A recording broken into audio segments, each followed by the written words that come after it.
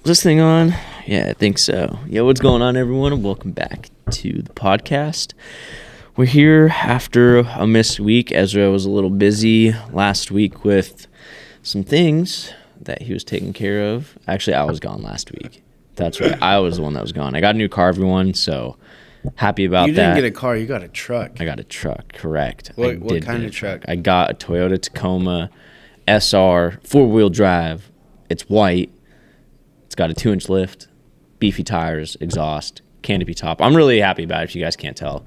So that's where I was last week. And then the week before that, it was a solo podcast. And Ezra was over birthday party with his friend. And so, yeah, now we're here. We're finally getting back to it. Yep. Been a long time coming. But, yeah, so today I kind of figured we'd talk about some questions that I had for Ezra in regards to something he's really passionate about. You guys have heard us talk about on this podcast a couple times, and it was fighting. And so I'm just going to kind of break Ezra down. He can break me down back with some of the things that I like, because both the things we like are fitness-oriented. And so I just wanted to start off with, well, Ezra, how did you even get into fighting? Like, what is the story of getting into fighting? Like, did you always grow up wanting to be a fighter, or did it just happen? Definitely not. It's actually funny that you said, like, if I grew up wanting to fight, because my uncle, we were just talking like 2 weekends ago, and he was like, you know what, Ezra, I think it's funny that you're doing MMA now. And I was like, why? And he was like, well, growing up, you were really soft. Yeah. And he was like, you were just kind of whiny. And I was like, really? And he was like, yeah, like, I didn't really know that you were going to turn into like a man until you got into high school. And I was like, really? Like, that's just interesting. Because I always felt like I was, like an alpha male or whatever. Yeah. But I really didn't. I was kind of a crybaby. I still am a little bit. But no, I didn't grow up fighting. I came from a fighting family. My dad boxed Division I in college, and both my parents are really into mixed martial arts. And so as a kid, it was always on the TV, but I had no interest in it. I was always playing like Legos or Hot Wheels or with the Cabbage Patch Kids or something. But let's see. I played soccer. Soccer was my most played sport, even to this day. I played soccer from like 4 years old all the way up until 7th grade. So what is that? Like 11 years, probably? 4th grade. Wait, 4 years old to 7th grade? Not. Yeah. How old are you in 7th grade? You're like 12, right? 13 is the oldest you get in 7th grade, yeah. So okay. That'd have been 9 years. 9 years. That's still a lot. Yeah. It's almost a decade of your life. Yeah. Yeah. So I played soccer, and my little brother, Elijah, he's 13. He's in 8th grade, and he's a soccer phenom. So I was at his game last weekend, and I asked my dad, I was like, do you remember like coaching me playing soccer when I was a kid? And he was like, yeah. And I was like, so, like, I was pretty good, right? And my dad was like, no, you were really bad. and I was like, you let me play soccer for 9 years? And he was like, I was always trying to get you to play football. I knew you'd be way better at it. So 7th grade is when I hung up the soccer cleats, started playing football, and that's funny. I was a natural at football. I think with soccer, I was always kind of a bigger kid, and I fell over a lot. And so I would just run really fast. I wasn't the quickest in the world, but I was fast. Like, once I'd get my forward momentum going, I was going somewhere, right? But with soccer, you kind of got to be quick. You got to have good body control. So football was perfect. They put on a brain bucket on my head and told me to go hit someone. So I was a running back and freaking loved that. So football was kind of the first time where, like, I was in like a contact setting, and I was like, okay, I can do this, because football definitely toughened me up. Played football, didn't even start. I wasn't even into fighting at that time. I remember even when my parents would watch it, I didn't really care that much. I thought you at least watched it back then. No, dude, because to me, it didn't make sense. I was like, why would anyone want to go into an octagon and get hit? You know what I'm saying? Yeah. And I had no interest in it. Even later years into high school, 16, I'm a sophomore in high school, still didn't really care about fighting. But my football coach Travis Pine. Travis, if you're listening to this, thank you. You helped get me to where I'm at today. Travis said that I should wrestle. Mm-hmm. And so I started wrestling, and I hated it. And then I had my first match, lost my first match, but I understood why people do MMA and why people fight. Because when there's two people that go out onto a mat or go into a cage or go into a ring and only one of them is going to be the victor, only one person's going to win, that's like the best adrenaline rush ever. Yeah. And so after my first match, I was pretty much hooked, got really into MMA, got really into boxing, into all one-on-one combat sports. But yeah, I started training 13 months ago for mixed martial arts. Probably if I didn't wrestle, I probably wouldn't have been into MMA because wrestling opened me up to the concept of gladiators and stuff like that. But yeah, I love fighting for a bunch of reasons. I would say something that fighting has helped me wrap my head around is that fighting is actually a lifestyle. It's not a sport. Mm-hmm. And so middle school, high school, and in college, you get used to having your sport season. So, you have your track. Your track season is 3.5 months, and then after that, you have 9 more months to do whatever until next track season. But with fighting, it doesn't go out of season. It's year round. Yep. And so it's been a challenging adjustment to get used to. Instead of grinding for a short period of time and then slacking off, it's like you got to be very constant. So yeah, fighting has been something that brings like maturity into my life, balance. Yeah. But yeah, I love it. I love it. I love the discipline that it takes. Mm-hmm. I love the camaraderie it has. Because I know fighting is an individual sport, but I wouldn't be anything without my coach, Drew, and I wouldn't be anything without my teammates. So. Yeah, it's still like, even though you're performing solo, you're still like in a community of people. Mm-hmm. But yeah, no, that's great. It's funny, like, I'm kind of like you in a way with fighting, I think, but I just had like that late understanding of like why people like fighting. Because in high school, I was constantly thinking, I'm never going to touch another sweaty man. That's disgusting. Like, I don't want to touch him. Yeah. And I don't want him touching me either. Yeah. I want to get my body on top. Ugh, that's gross. But, dude, last winter when I came back from Texas, dude, and we just went for, like, that free night or whatever it is over in Federal Way. Yeah, Vital MMA. Yeah. Dude, when we went there and, like, you were doing your thing and, like, you were kind of teaching me, that was cool, like I was learning, but I think the best part was like when that guy I told him, I was like, oh, I don't really fight, like I'm here training with you, and he was like, oh, okay. And then he called me up again, he was like, nah, dude, like come on, let's just go. And I was like, all right, screw it, whatever, like let's just see what happens. And I hopped in there, and like I'm not letting this dude take me down. Like it really got me like, yeah, like what are you gonna do? I don't even fight, and you can't even still take me down, dude. Come on, like. It got me, like, hyped, dude. Yeah. And, like, I didn't understand it until I did it. I'm pretty sure you were the same way. Like, you did it, and you're like, okay, now this is fun. You already kind of said that. But, like, I will say, like, even though, like, you guys are – it's not – because it's so weird. Like, if you break wrestling down for, like, what it is, you're like, yeah, you basically grapple onto another sweaty guy who's trying to beat you up, and you're doing the same thing. It's like, okay, I don't know if that's for me. You know what's funny? So I remember this. I was at Red Robin with my dad. This was back in 7th grade. It was right after my first football season. And my dad's like, so what did you think of football? I was like, oh, yeah, I loved it. It was great. And then my dad's like, okay, I've been thinking, I think you should start wrestling. He said this when I was in 7th grade. And I was like, I don't want to do wrestling. And he was like, why? And it was not because I was like, oh, I don't want to wear the unitard and touch sweaty guys. The reason I didn't want to wrestle was because I am so ticklish. To this day, I'm probably one of the most ticklish people you will ever meet, and I hate it. I hate being tickled with a passion. And so I thought, like, in wrestling, like, if a guy gets on top of me, he's going to start tickling me, and then it's, like, torture.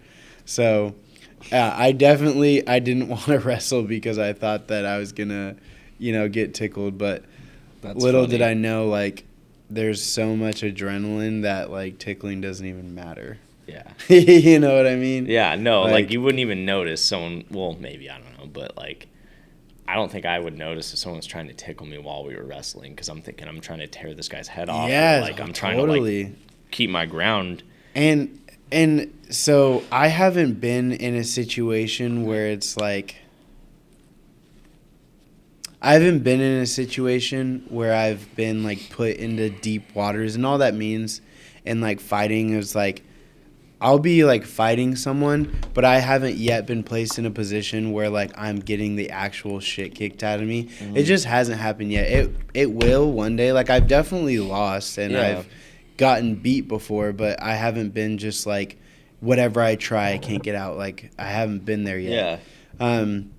But I do know that like after the first hit, whether I deliver the first blow or I get hit first, I have so much adrenaline where I don't even feel the hits. Right. So I'm not saying I have like the world's highest pain tolerance, but like genuinely, like I'll be getting rocked sometimes and I don't even notice it. Like the hardest time I ever got hit, I was training up in Ivan Salvery up in Seattle, and I believe this was in January, so almost a year ago. Almost a year, yeah. And I was sparring.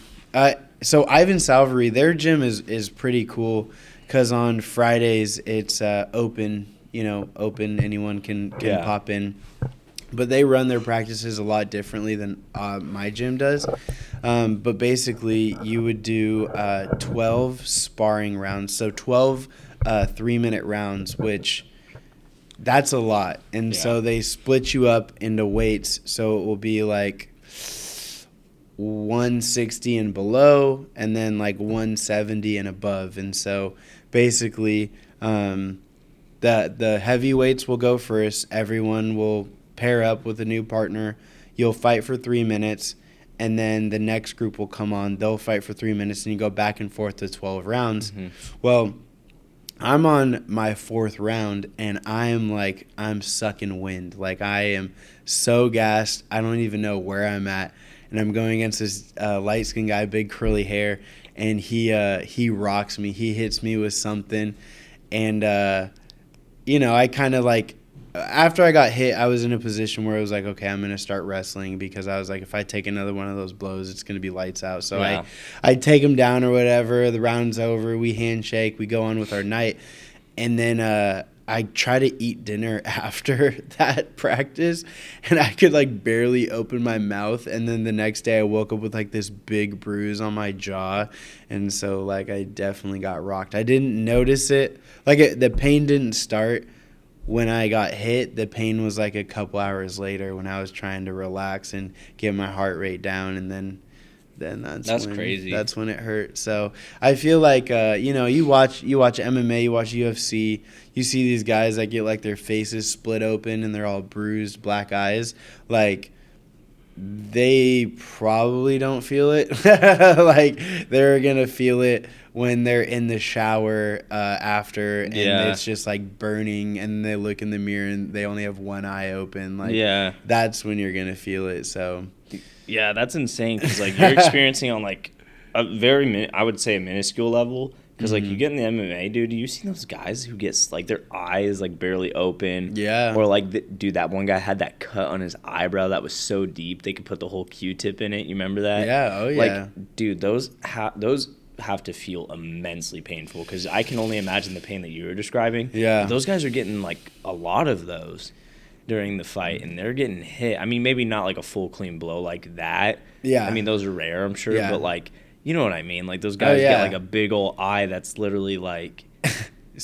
So I can't speak for anybody else but myself, but I definitely, and this is probably going to sound weird, but I think I'm almost excited to be put in a position like that. Yeah.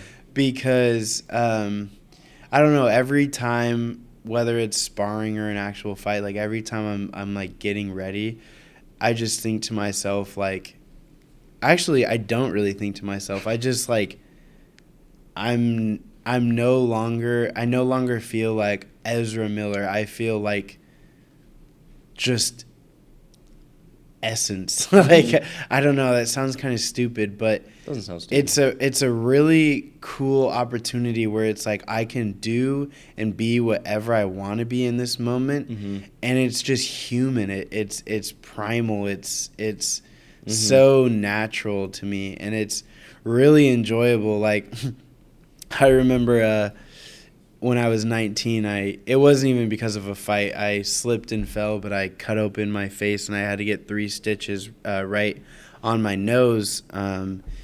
And I remember after I got my stitches, I was like putting a bunch of pictures on Instagram and Snapchat, and I was like, man, I could get used to this. And like, people were like, what are you talking about? I'd be like, I don't know, I think I look good with stitches, you know. And so I kind of, I don't know, I kind of like it. Like, I haven't gotten a black eye. I want to get a black eye. I had minor cauliflower ear in one of my ears, but it kind of went away. So I think cauliflower ear looks cool. You kind of have it in this one. Here, feel this. Look. Feel right here. Feel, that's like how, wait, grab like the inside. Grab it like that. So you feel that's where the normal ear is, and then feel this side. You see how you can. Whoa, what the heck?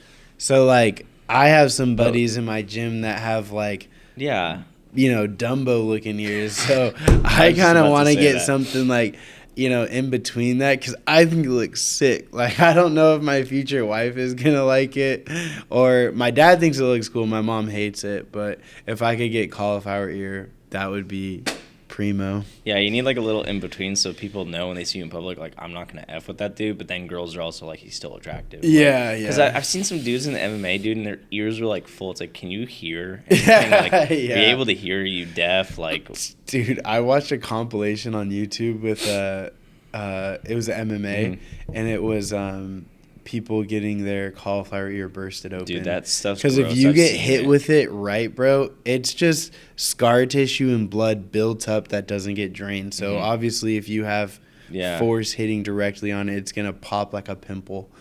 So that's gross. I don't want it to get that big, but just a little bit. You know, it's cool. I think it's cool. Yeah, you don't want to get to the point. Like, we all know what it looks like, but one thing I was gonna ask, because I know you don't like. It's not like that you don't like to talk about it, and you said it a couple times. You're like, it's part of my past, and like, I get that. But you did mention earlier, like, oh, I don't think if I ever wrestled in high school, I ever would have gotten into MMA. And I wanted to kind of like, not necessarily counter that, but like raise this question to you. Do you think if you hadn't gone to college for wrestling, you wouldn't have gotten to MMA? Because some of you guys don't know, Ezra has, I'm just going to brag about because he's my friend. Ezra won nationals in high school as a wrestler, which is very, very impressive. And I'm not going to undermine it or anything. It is like one of the most impressive things you could probably do. And just, thank you. Yeah, I appreciate it. No, it really is, dude. It's super impressive.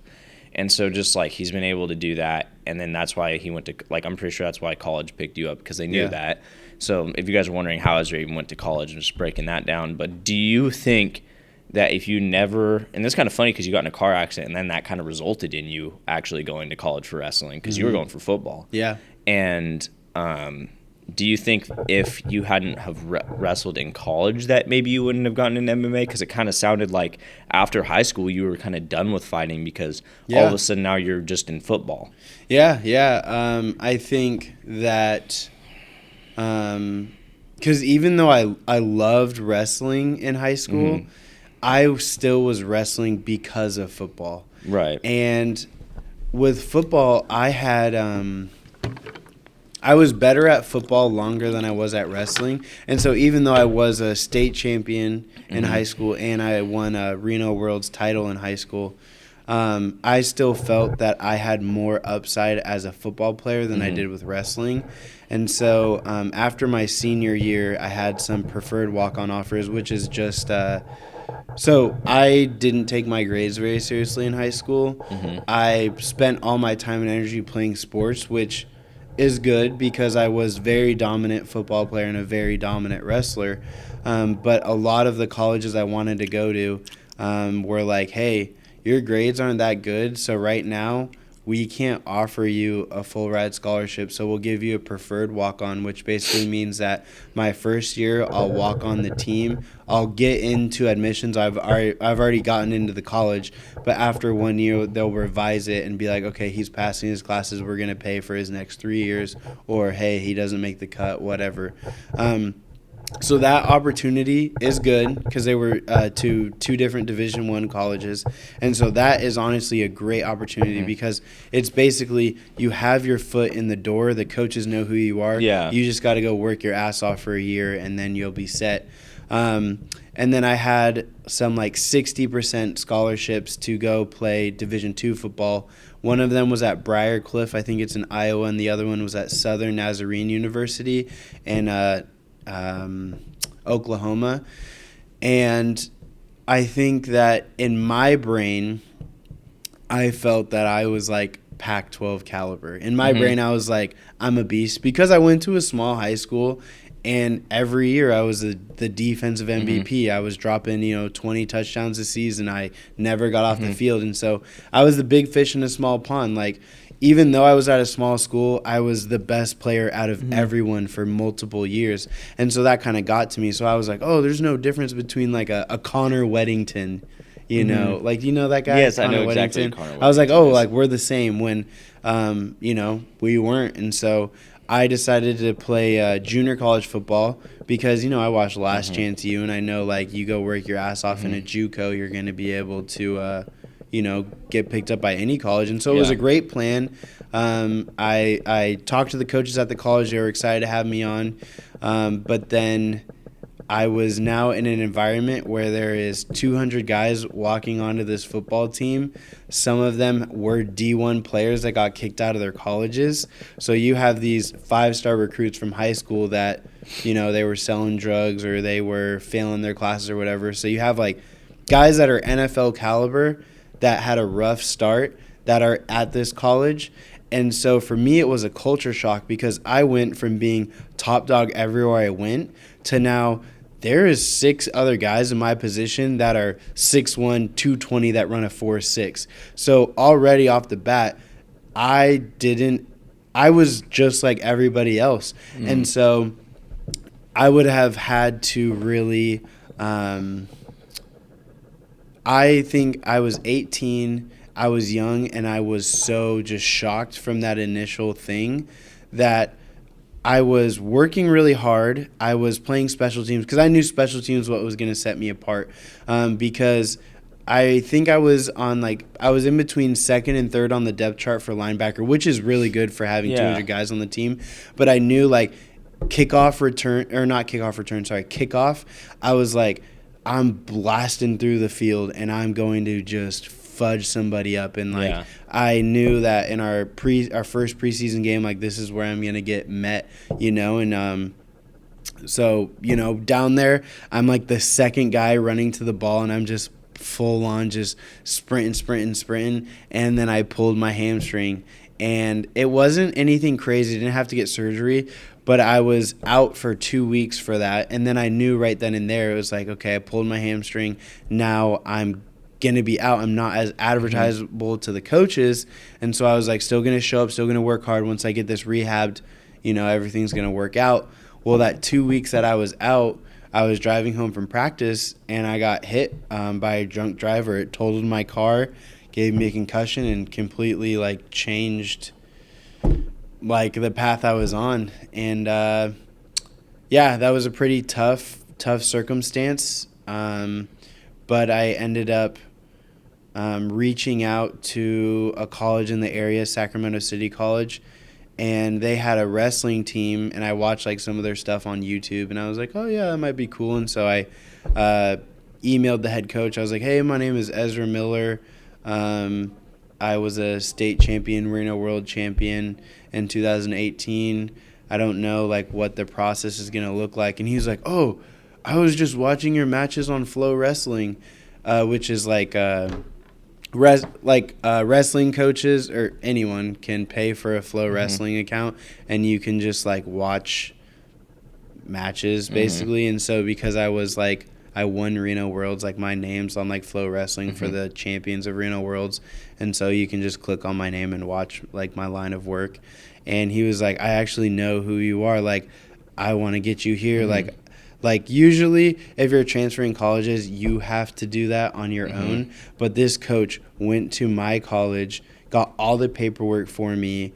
And when we met up for the first time, he had everything lined out. He was like, you have to sign here. You have to sign here. Here's our guidance counselor, brought the guidance counselor in. And so he just took care of me in the sense of like bringing everything into fruition. Like, he made it very easy transition for me.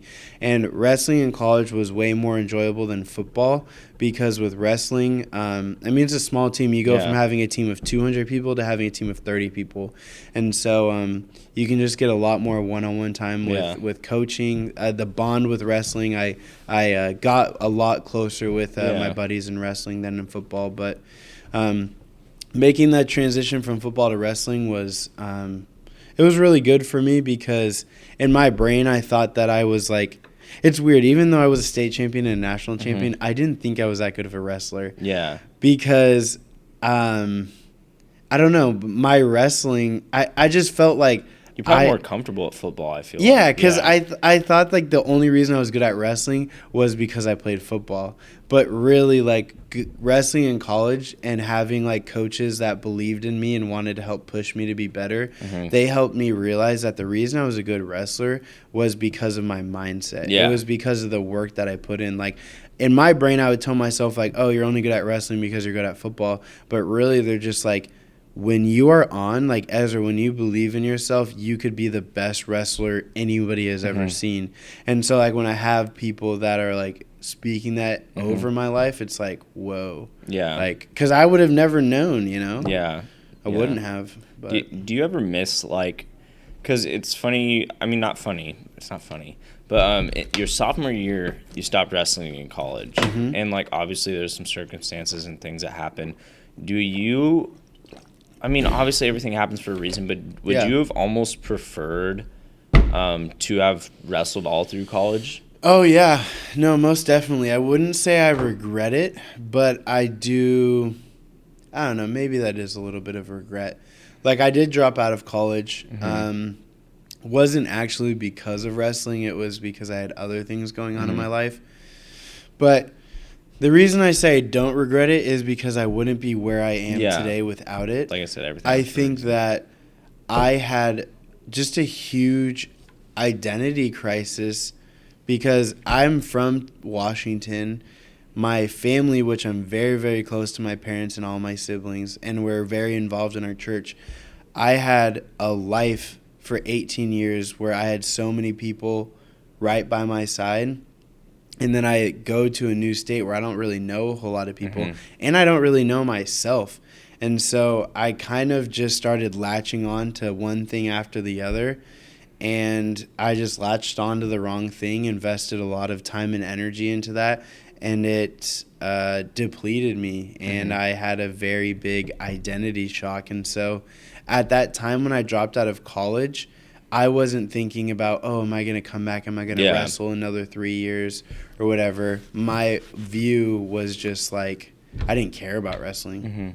Yeah. So I remember we kind of talked about that even before you dropped. You were kind of talking to me like, yeah, wrestling's just not. And I know you're probably going through some other things. Was the identity crisis because things were going good with football, or was it like I miss home and I just miss being at home and figuring myself out in the world, and this is just hard? Do you feel like if you stuck it out, you kind of would have like definitely figured out who you were and things would have been okay? I think my identity crisis, and this might sound kind of weird, but this is just where it was at. I think that my view of myself was so low. Like, even in high school and obviously into college, like, I would look myself in the mirror and just be disgusted with who I saw. Like, I don't really tell people, oh, yeah, I'm a state champion, I'm a national champion wrestler, because I have a hard time believing it. I have all the medals, the pictures, everything that has the proof of the hard work I put in, but there's some function in my brain that can't draw that line together. And so I needed people to basically hold my hand. Yeah. To help me to get things done. Yeah. And when I no longer had the bumper lanes from being in high school, you know, and I was very lucky. My dad coached me in my high school sports, football, wrestling, and track. My dad made me the athlete that I was. And so then I'm now moved many states away, 1,000 miles away from that. I don't have somebody holding my hand. And so I think that I didn't have that figure in my life. So then I kind of had to start looking for other things. And so I ended up dating a girl that didn't really care about helping me get to be a collegiate athlete or even just a college student.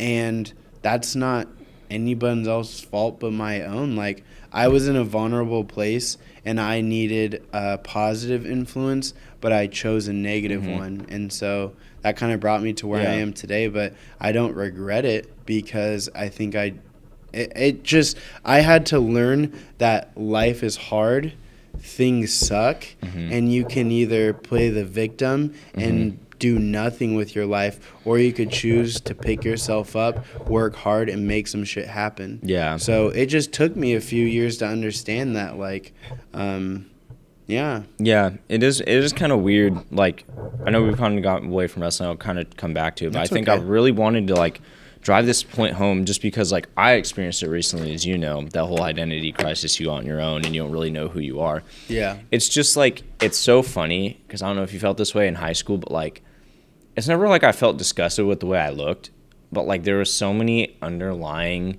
insecurities that didn't come out until I was, like, on my own and I didn't have that helping hand or the bumper lanes guiding me. Yeah. Because, like, all of a sudden, like, I don't know about you, but you, like, almost don't trust yourself.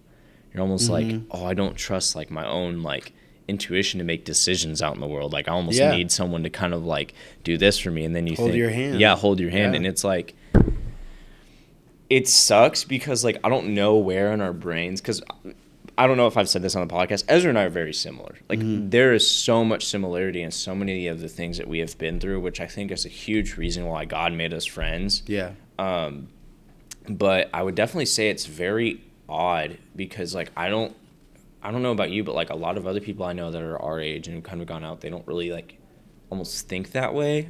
Or, like, some people, I would say, I'm not saying this is everyone, but I do think a lot of people I'm not saying everyone has to have an identity crisis, but I don't think enough people actually go out and do what we did. And I'm not saying go out and move out on your own. I'm saying go out and really test the waters. Like, I'm talking about not having any boundaries because people, like, go to school, they, like, stay in touch with, like, similar friends that they had in high school. They kind of have the same mindset all through their growing up. Yeah. But, like, you and I were like, we're not who we were in high school, and we know that.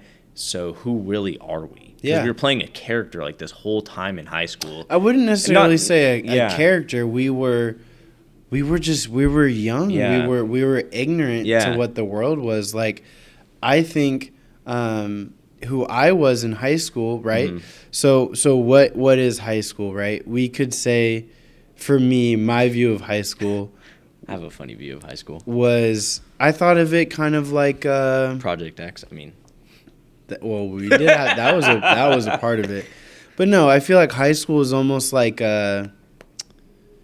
medieval times or something. Like, you have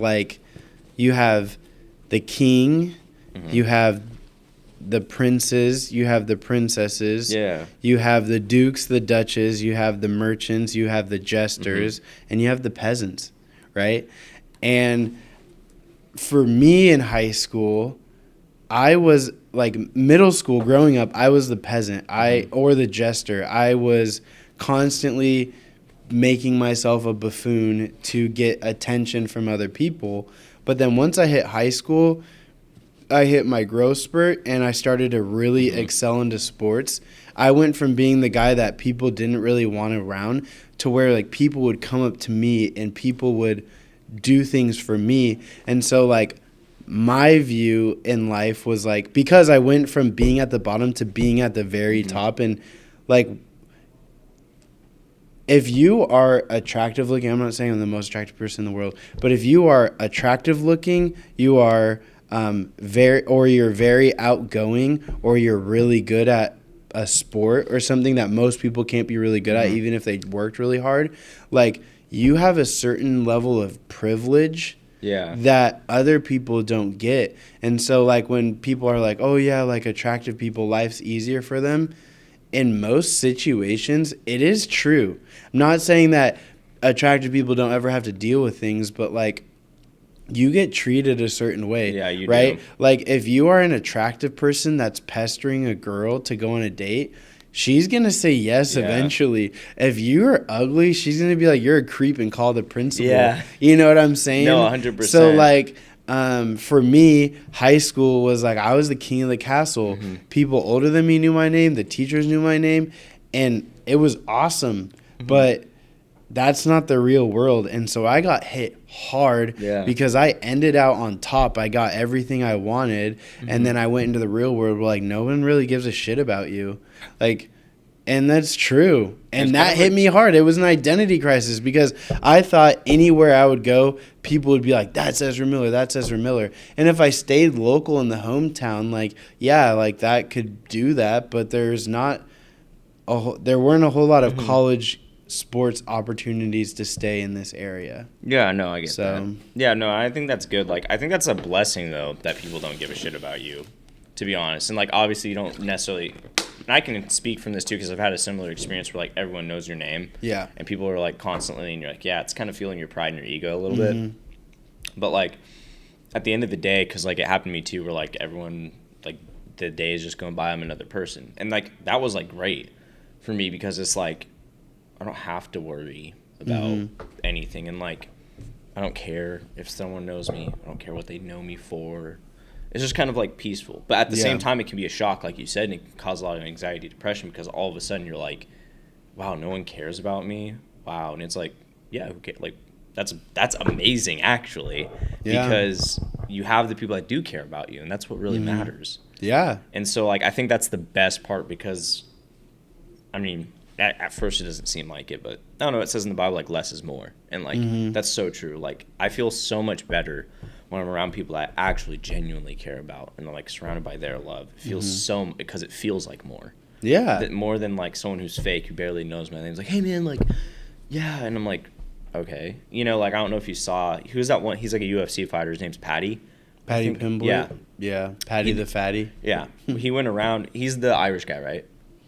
No, he's I want to say he's blonde Scottish. Hair. Blonde hair. Yeah, Scottish. Yeah, Scottish or Irish. Yeah, yeah, one of the two. Yeah. He went around and what was it in a town, and he was going around like just going around, right? And someone was filming him secretly, and people were like, "Oh, can I get a picture with you?" And he's like, "What's the magic word?" And people are like, he's like, "Please," right? And like. For me, like, I guess, like, I maybe broke it down a little too deep, but maybe not. Maybe I just got something different out of it someone else didn't. Other than, like, you should always be respectful, say please. Everyone's a human being. Everyone has feelings, emotions, X, Y, and Z.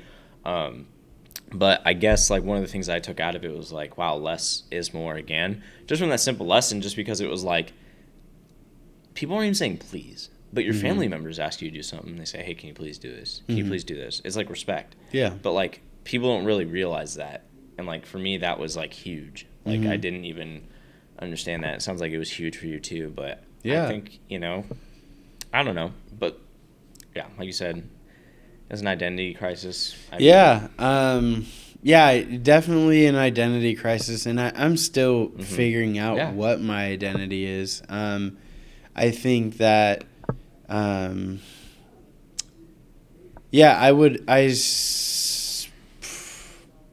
like 17, 18, 19, and 20, I definitely held on to my accolades, the things I accomplished through sports, as my identity. Your own righteousness. Kind of. Yeah.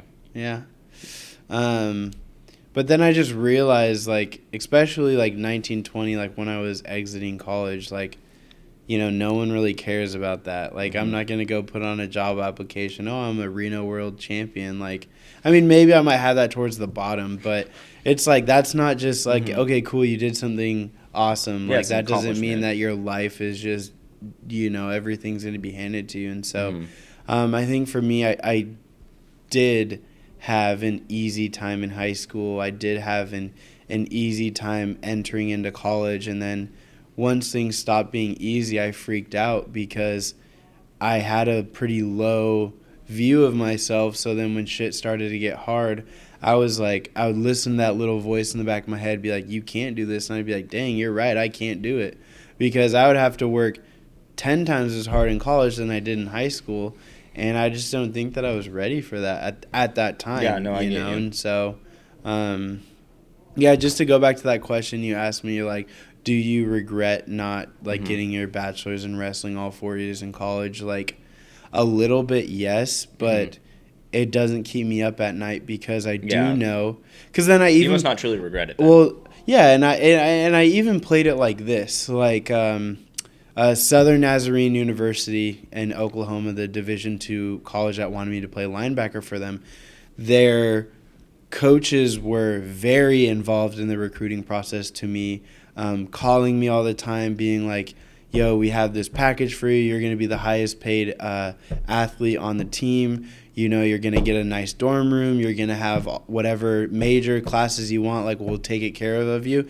And I had a lot of guys that really were believing in me. And it was a really cool opportunity, like getting called out of class, from our guidance counselor being like, hey, this college is on the phone with you. Like, it was a very good feeling, but I regretted not taking that offer because I wouldn't have really any college debt, and I was like the star of the team before I got there, and so like that's cool, But the thing is my identity in high school was the king, right? I was not a good king, you could say. I was kind of selfish. I didn't treat the girls I was interested with, I didn't treat them with a lot of respect. I didn't really treat even like guys with respect. I was kind of, I wouldn't say arrogant, but I was very selfish. And I wasn't a king that would... Sorry to interrupt you. You can keep talking to them, but I'm going to be right back, guys. I have to go to use the restroom. Yeah, that's keep cool. Talking if you want. I'll just wait for you. You came back pretty quick. You wash your hands, dog? You don't have to show me. I was just playing. I think at first I did regret not going to a college that was willing to pay for me, even though I had really crappy grades. Was I wouldn't have changed because it would have been a similar environment as in high school. Like you're going to a smaller college, people already know who you are. You're going to be one of the highest paid people coming in that year. Like, it wouldn't have been good for me to grow. Like, I think I had to take so many losses after high school to humble me and to make 100%. Me realize that, like, just because you've been at the top doesn't mean you're going to stay at the top. Like, when I do get back to the top, because I will, I don't know whether that, it's probably going to be either in jiu-jitsu or MMA fighting, but, like, once I do get back to the top, it is going to be so much sweeter because I understand that the hard work and sacrifice, like, nothing will be handed to you. Yeah, no, 100%. Nothing will be handed to you. Yeah, and it's all, like, I always started thinking, too, like, it'll be nice because, like, when I get to the top, like, I can just thank God. I don't have to, because I don't know about you, but, like, I would, obviously, like, we put in our own effort and God makes everything else pan out, but, like, before I even understood that concept, like, it was just me. Like, I did this, I did that, I did this. Like, for example, and, like, sure, like, it's inspiring, but I want people to understand, like, what I'm going to drive home is, like, I love to use a story, and I'm pretty sure, like, you'll have a similar story coming up, with, like, people doubting you, X, Y, and Z. But, like, I remember when I ever first started social media or anything, dude, like, so many people, like, I remember when I walked in, I don't even know where I was going. I almost went away through the story. But I remember when I first started social media, I was walking into the Tacoma Community College gym, and I had this kid say something about me in, like, my outfit, wearing my camera. He was making fun of me. And then, like, a year later, I've all of a sudden, like, come up pretty big, But during that time, I kept thinking, like, this was my mindset. Like, yeah, look what I did. Yeah, look at me. I proved you wrong. And it was like, no. I just put in the work, and God did the rest. God proved him wrong. I didn't prove no one wrong. God proved him wrong. Because God sees everything. He saw that. He saw that kid made fun of me. He's like, I'm going to make sure this kid sees that.